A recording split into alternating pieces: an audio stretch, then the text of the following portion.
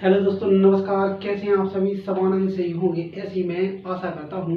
तो हमारी आज कंपाउंड इंटरेस्ट की फर्स्ट क्लास की पार्ट बी में आप सभी का स्वागत है। इसमें हमें इन प्रश्नों पर विचार करना है। ये प्रश्न हमें दिए हुए हैं, इनको सॉल्व करना है एक बेहतर तरीके से। आज हम इन्हें सॉल्व कराएंगे और पहली क्लास में भी मैंने बेसिक से क्वेश्चन कराए थे। यहाँ सब कुछ यहाँ पर पहले बेसिक से होगा, फिर धीरे धीरे धीरे धीरे एक लेवल पर हम पहुँचेंगे। तो यहाँ पर हमें देखना है क्या कि हमारा प्रश्न क्या कह रहा है। हालांकि ये प्रश्न जो हमारा लिखा है, जो यहाँ पर ऊपर प्रश्न आपको दिख रहा होगा, वो प्रश्न हमारा है क्या, ये परसेंटेज का प्रश्न है। क्योंकि हम क्या करेंगे, अपने परसेंटेज को बीच बीच में जो हमने कॉन्सेप्ट यहाँ पर लिखाए थे, तो बीच बीच में कॉन्सेप्ट को क्या किया जाएगा, क्रम क्रम से यहाँ पर सॉल्व कराया जाएगा। जिससे आपको क्या होगा, इस परसेंटेज को आप बेहतर तरीके से रिवीजन कर पाएंगे। इसलिए बीच बीच में सारे के सारे कॉन्सेप्ट यहाँ पर कंप्लीट करा दिए जाएंगे। बार बार यहाँ पर आपको रिकॉर्डिंग देखने को मिलेगी, जिससे आपको एक मजबूती का भाव जागृत होगा। तो अब चलते हैं, हमारा पहला जो पांचवा प्रश्न क्या है, हमारे जो पार्ट बी का पांचवा प्रश्न क्या है, इस पर हम विचार करते हैं। यहाँ पर हमें दिया हुआ है क्या, मूलधन हमें ज्ञात करना है। समय है 2 वर्ष का, और जो कंपाउंड इंटरेस्ट और सिंपल इंटरेस्ट का जो अंतर है वो कितना है, 40 है। और दर दी हुई हमें क्या, पहले वर्ष की दर है कितनी भाई, 14 से ही 2/7%, और दूसरे वर्ष की जो दर दी हुई है 11 से ही 1/9%। तो सबसे पहले हमें क्या करना है, इनको ही पहले एडजस्ट कर देना है। किसको भी, दर को हमें क्या करना है, परसेंटेज से क्या करना है, हमें अपनी साधारण भिन्न में ले आना है। तो यहाँ पर 14 से ही 2/7% का मतलब कितना होता है भाई, 14 से ही 2/7% का मतलब क्या बताया था मैंने, 1/7। ठीक है ना भाई, ओके। फिर लिखा है 11 से ही 1/9% का मतलब क्या होता है, 11 से ही 1/9% का मतलब क्या होता है अभी, 1/9। ठीक है ना भाई, ओके। अब बस हमें क्या करना है, यहाँ पर क्या 2 वर्षों का क्या पूछा है, 2 वर्षों का हमसे मूलधन पूछा है। 2 वर्षों का यहाँ पर हमें क्या, 2 वर्षों में की दर दी हुई है और अंतर दिया हुआ है। तो हम पहले इसे सॉल्व कैसे करेंगे, तो हमें क्या करना है कि जो यहाँ पर लिखा है, पहले वर्ष के लिए ये मूलधन हो जाएगा और दूसरे वर्ष के लिए ये मूलधन हो जाएगा। इन दोनों को हम क्या कर देंगे, मल्टीप्लाई करेंगे तो 9 7 63 कितना होगा भाई, 63। ये हमारा टोटल मूलधन है। क्या अभी टोटल मूलधन हमारा कितना है, 63 है। ठीक है भाई, ओके। अब हम बात करते हैं क्या, पहले वर्ष के लिए। किसके लिए भाई, पहले वर्ष के लिए हमारा ब्याज क्या होता है, इस पर हम थोड़ा विचार करते हैं। ठीक है ना भाई, पहला वर्ष, फर्स्ट ईयर के लिए जो हमारा जो इंटरेस्ट है वो क्या होगा, इसको हम देखते हैं। ठीक है ना भाई, फर्स्ट ईयर के लिए हमारा इंटरेस्ट, फर्स्ट ईयर के लिए, तो फर्स्ट ईयर में जो हमारा इंटरेस्ट क्या है, ये कौन सा है भाई, ये फर्स्ट के लिए है, ये सेकंड के लिए है। ठीक है ना भाई, ये फर्स्ट ये सेकंड। ठीक है ना भाई, ओके सर, ओके। ठीक है ना भाई, तो फर्स्ट ईयर में हमारा जो ब्याज क्या चल रहा था, दर क्या थी, 14 सही 2/7% थी। 14 सही 2/7% का मतलब होता है 1/7। क्या होता है भाई, 1/7। ये 63 कैसे है, ये तो पता चल गया ना, क्योंकि यहाँ पर हम किससे कर रहे हैं भाई, फ्रैक्शन से सॉल्व कर रहे हैं। क्योंकि हमें समय बचाना है, समय को गंवाना नहीं है, इसलिए हम फ्रैक्शन से इसलिए कर रहे हैं क्योंकि फ्रैक्शन को हमने परसेंटेज में बहुत गहराई से पढ़ दिया था। ठीक है ना, तो हमने यहाँ पर लिख दिया है कि 14 सही 2/7% का मतलब कितना होता है, 1/7, और 11 से 1/9% का मतलब होता है 1/9। अब हमें क्या करना है, हमें मूलधन दिया नहीं हुआ है तो हमें मूलधन मानना पड़ेगा। तो हमने क्या किया है कि जो 1/9 1/7 थे, तो हमने 7 और 9 को क्या कर दिया है भाई, लेवल में लाने के लिए। अगर हम यहाँ पर इन दोनों में 63 से गुणा कर देंगे, यहाँ पर कितना आ जाएगा, 7 आ जाएगा, यहाँ पर कितना आ जाएगा, 9 आ जाएगा। मतलब हमारी दर निश्चित हो जाएगी। तो हमने क्या कर दिया, 9 7 63 हमने क्या मान लिया, मूलधन। ये हमारा क्या हो गया भाई, ये मूलधन है हमारा, पी अर्थात मूलधन है। ठीक है ना भाई, तो पहले वर्ष हमारी दर क्या थी, हमारी दर थी 14 से 2/7%, मतलब 1/7। मतलब 63 का 1/7 कितना हुआ, 63 का 1/7 कितना हुआ, 63 का 1/7 होगा हमारा कितना, 9। कितना होगा भाई, 9 होगा। 63 का 1/7 हमारा कितना होगा, 9 होगा। मतलब जो पहले वर्ष जो 63 पे ब्याज आएगा वो कितना आएगा भाई, 9 आएगा। ठीक है ना भाई, अब हम बात करते हैं दूसरे वर्ष। किस वर्ष भाई, दूसरे वर्ष बोले तो सेकेंड ईयर। ये हमारी सेकेंड ईयर है। दूसरे वर्ष जो ब्याज आएगा उस पर चर्चा करनी है। अब दूसरा वर्ष तो ये, अब पहले वर्ष के लिए दर ये थी, अब दूसरे वर्ष के लिए दर क्या है, 11/1/9%। मतलब जो 63 का 11/1/9%, 11/1/9% का मतलब कितना था, 1/9। मतलब 63 का 1/9 कितना होगा, 63 का 1/9 होगा 9 7 63 7, कितना होगा भाई, 7 होगा, कितना होगा, 7 होगा।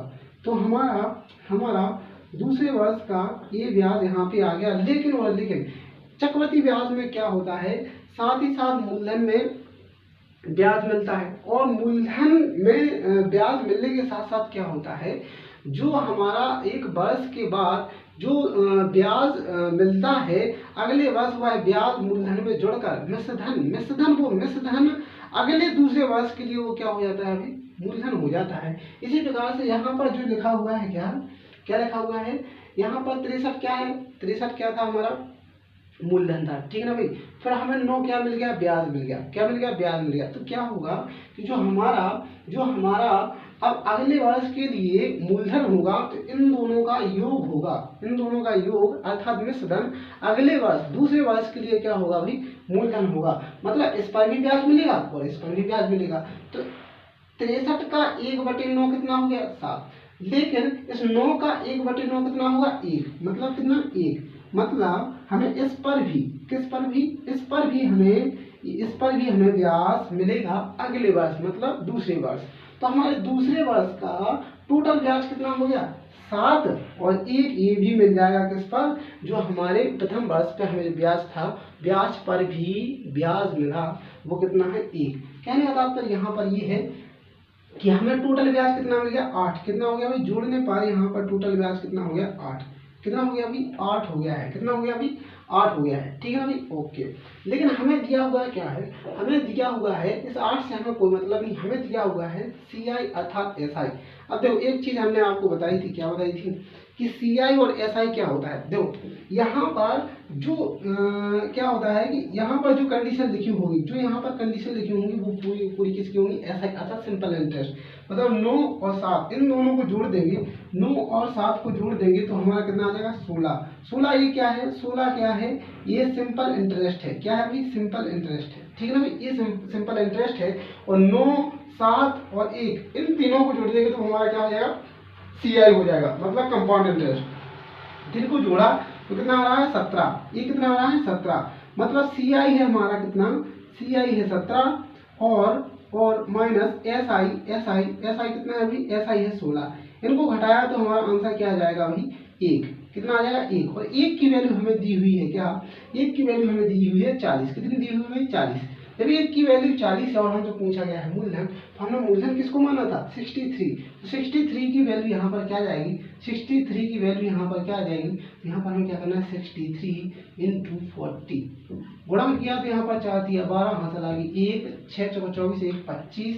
मतलब 25 20 हमारा क्या हो जाएगा भाई, मूलधन। P अर्थात मूलधन हमारा क्या आ जाएगा, 25 20 हमारा मूलधन होगा।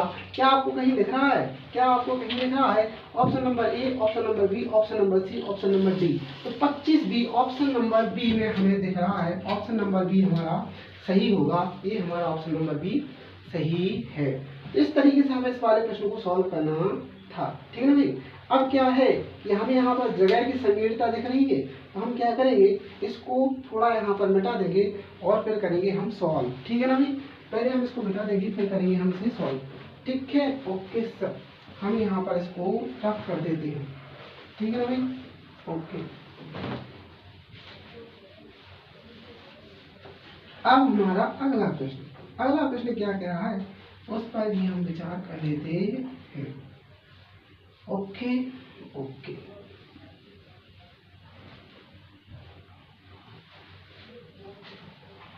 अगला प्रश्न क्या कह रहा है, इसको देखते हैं। देखो इसमें हमें क्या दिया हुआ है, मूलधन ज्ञात करना है, और इसके बाद में समय दिया हुआ है 2 वर्ष का, और CI/SI का अंदर दिया हुआ है 70, और इसके बाद में हमें सेकेंड ईयर का कंपाउंड इंटरेस्ट दिया हुआ है। सेकेंड ईयर का कंपाउंड इंटरेस्ट ज्ञात करना है, ठीक है। ये हमें ज्ञात करना है, दिया नहीं हुआ है, हमें ये ज्ञात करना है। अब इसे सॉल्व करना है। इसे सॉल्व करना है। दरें जो हमारी जो रेट है जो आर बराबर है वो दिया हुआ है, इसको हम थोड़ा नोट कर लेते हैं। ये हमने छोड़ दिया 16 से ही 2/3% और 12 से ही 1/2%। मतलब जो हमारी फर्स्ट ईयर थी वहाँ क्या 16 से ही 2/3% और सेकेंड ईयर में कितना था 12 से ही 1/2%। ये हमारी दरें थी, इनको हमने छोड़ दिया था। ठीक है ना भाई, इनको हम करते हैं सॉल्व। ओके इसको हम आप करेंगे सॉल्व। इसमें क्या करना है, इसको भी सीधे ही उसी तरीके से सॉल्व करना है, सीधे ही उसी को कॉपी करके यहाँ पर प्रैक्टिस के रूप में यहाँ पर लिख दिया गया है। यहाँ पर सॉल्व करते हैं। यहाँ पर 16 से ही 2/3% का मतलब क्या होता है, 16 से ही 2/3% का मतलब क्या होता है 1/6 और 12 से ही 1/2% का मतलब होता है 1/8। ठीक है ना भाई, तो अब हमें क्या करना है 8 6 48 हमारा क्या हो गया भाई 48 हमारा मूलधन हो गया अर्थात P। ओके सर, पहले वर्ष ये फर्स्ट ईयर के लिए थी, किसके लिए भाई फर्स्ट ईयर के लिए, और एक किसके लिए सेकेंड ईयर के लिए। ओके सर ओके, तो फर्स्ट ईयर के लिए जब हम यहाँ पर आएंगे तो फर्स्ट ईयर में हमें क्या 16 से ही 2/3% की दर से हमें क्या करना है ब्याज मिलेगा।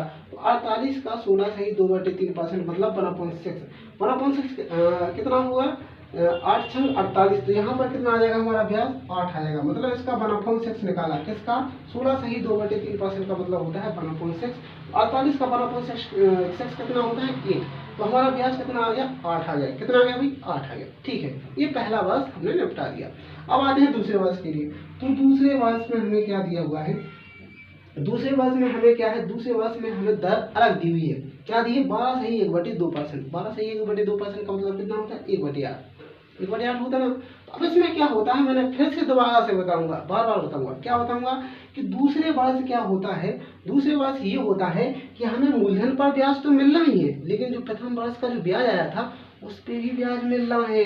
तो 1/8 किसका 48 का भी, और 1/8 किसका 8 का भी। तो 48 का 1/8 कितना हो जाएगा भाई 6। 48 का 1/8 कितना हो जाएगा 6, क्योंकि 8 से भाग रहे हैं 8 6 48, 8 6 48।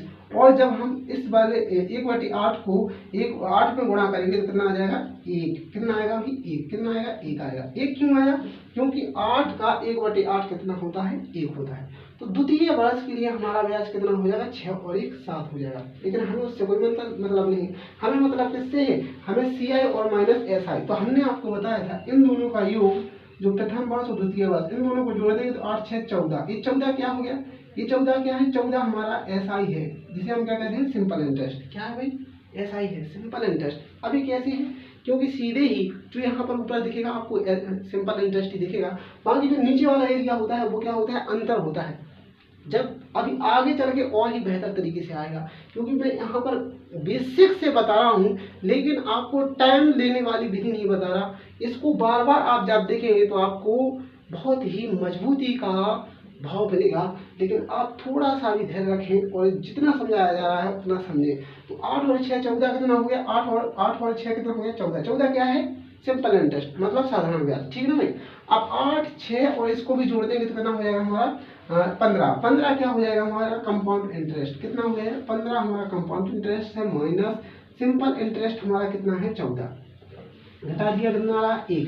लेकिन हमें 1 की वैल्यू यहाँ पर 70 दी है, 1 की वैल्यू हमें दी हुई है 70, और हमें ज्ञात करना है, देखो पी भी ज्ञात करना है, और सेकेंड ईयर का हमें CI मतलब 6 और 1 7। तो पहले ठीक है 7 की वैल्यू निकाल लेते हैं, मतलब सेकेंड ईयर का कंपाउंड इंटरेस्ट निकाला हमने। तो यहाँ पर 70 × 7 बराबर 7 7 49 490।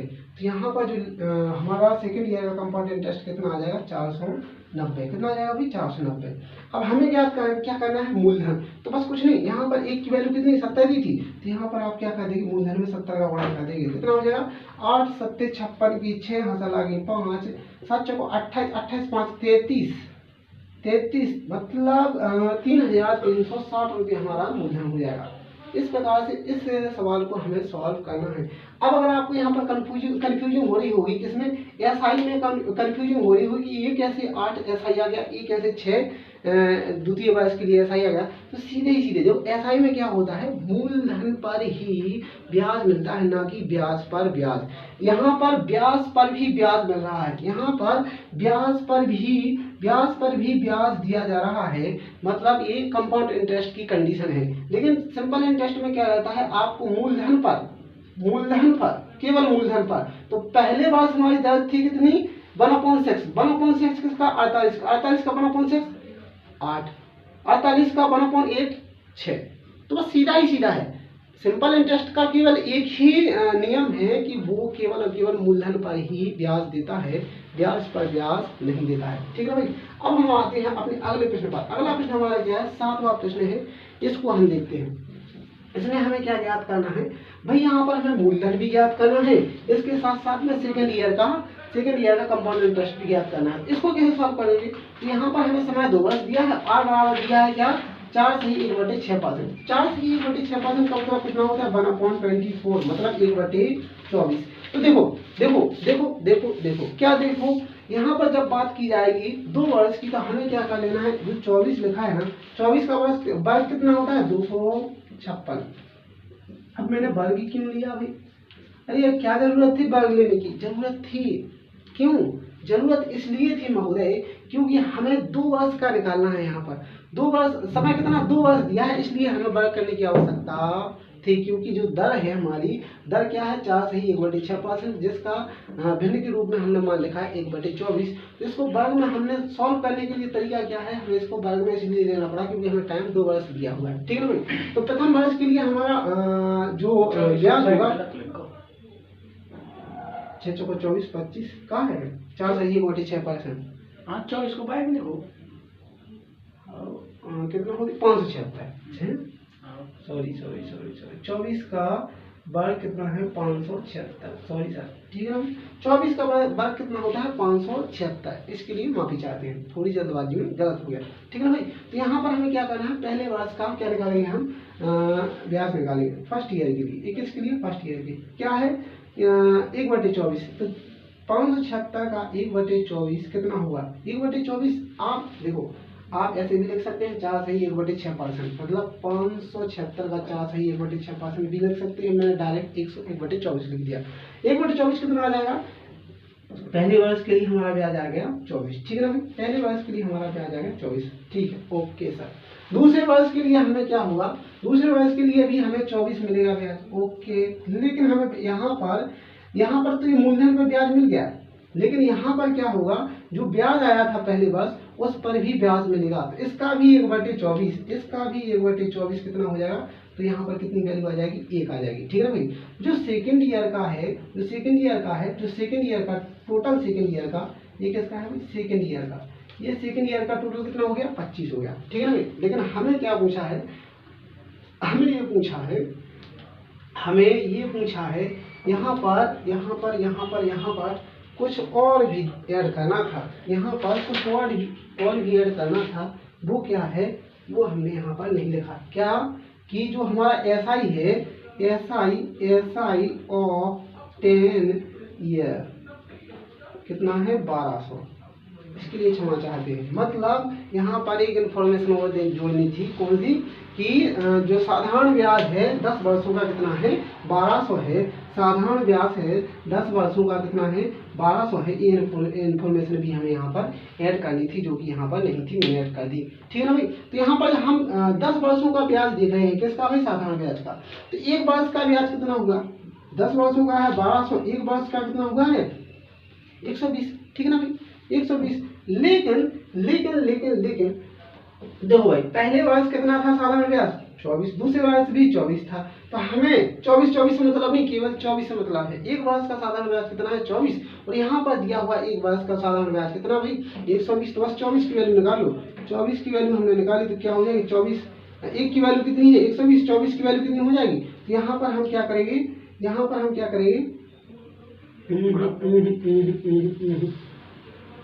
गलत कर देगा।